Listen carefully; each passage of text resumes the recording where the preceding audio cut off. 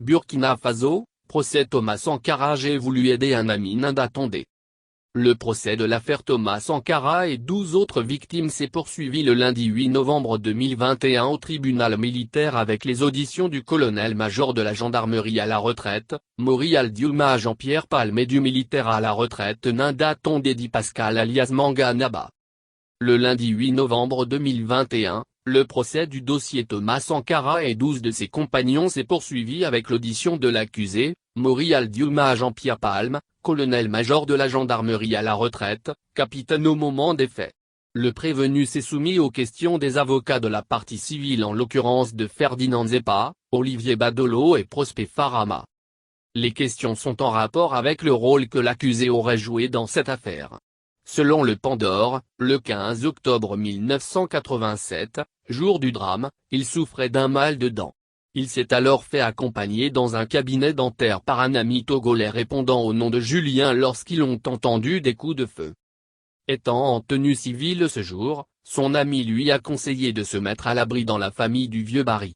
C'est ainsi que les deux autres ont passé la nuit dans cette famille jusqu'au lendemain 16 octobre. L'accusé, qui venait d'être nouvellement affecté à Bobo Dioulasso, a répondu à une des questions de la partie civile, ne pas savoir exactement la durée de son séjour à Bobo lorsqu'il s'est rendu dans la cité de Sia pour inscrire sa fille dans un établissement scolaire. Je suis revenu de Bobo entre le 12 et le 13 octobre, a-t-il témoigné. À la question de savoir si le prévenu était au parfum des mésententes entre les deux leaders du Conseil national de la Révolution, CNR, M. Palme a déclaré qu'il se refusait de prendre des rumeurs pour des vérités. L'accusé a aussi soutenu ne pas connaître les noms des responsables des structures révolutionnaires de l'époque que sont l'ULCR, l'OMR et l'UCB. Pour l'avocat Olivier Badolo, le prévenu à travers ses réponses tente de manipuler l'opinion. M. Palme ne peut pas être membre de CNR et ne pas connaître les responsables de ces structures. Il est une boîte noire de la situation et il peut nous aider dans la manifestation de la vérité, s'est-il convaincu. Un mois après les événements d'octobre 1987, le capitaine Jean-Pierre Palme a été nommé chef d'état-major de la gendarmerie. À l'époque, Valère Sommet, Basile Guissou et Firmin Diallo avaient été arrêtés par la gendarmerie, qui a ordonné de les arrêter. A voulu comprendre me Prosper Farama, c'est sous mes ordres qu'ils ont été arrêtés. Je l'ai fait sous les instructions de la hiérarchie. Ils ont été arrêtés en décembre 1987 et libérés en janvier 1988. Dans un régime d'exception, je ne savais pas ce qu'on me réserve si je refusais d'obéir, a expliqué le chef de la gendarmerie à l'époque. Il a également reproché à M. Palme d'avoir désactivé la table d'écoute de la gendarmerie. L'accusé a répondu par la négative. Pour lui, l'agent qui est à la table d'écoute est comme un standardiste. Il faut que l'ordre vienne d'un chef pour qu'il mette quelqu'un en écoute, a-t-il relevé. Puis de préciser que les écoutes étaient plus dirigées vers les syndicalistes et les groupes révolutionnaires. L'avocat du prévenu, Memoumouni Kopio, s'est insurgé contre certaines questions de la partie qu'il qualifie de cuisinage de son client. Plusieurs questions posées n'ont rien à voir avec ce pourquoi on reproche à mon client qui est poursuivi de complicité d'attentat à la sûreté de l'État. Je souhaite que les gens se débarrassent de leur haine, a-t-il plaidé. Il a un logiciel dans sa tête. Le deuxième prévenu du jour est le chauffeur du général Gilbert Diendéré au moment des faits. À la barre, l'accusé, Nanda Tondé dit Pascal alias Manga Naba, militaire à la retraite, a nié les faits de subornation des témoins. Il est reproché à M. Tondé d'avoir voulu contraindre Zetinga Abdourahmane à livrer un témoignage en la faveur de son patron Gilbert Diendéré.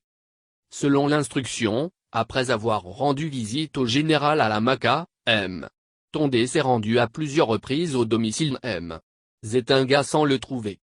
Et lorsqu'il a pu le rencontrer, il aurait suggéré à M. Zetinga de dire au juge d'instruction qu'il était hors du conseil de l'entente au moment des faits. Il aurait aussi déclaré qu'il avait été mandaté par le général Diendéré de faire cette déclaration pour ne pas se faire noyer par Somda Eugène. Selon M. Tondé, Somda aurait déclaré que Zetinga l'avait empêché de rentrer au conseil au moment des faits. À la barre, M. Tondé a confié qu'il avait voulu aider un ami de longue date. Nous nous connaissons depuis 1982, a-t-il soutenu.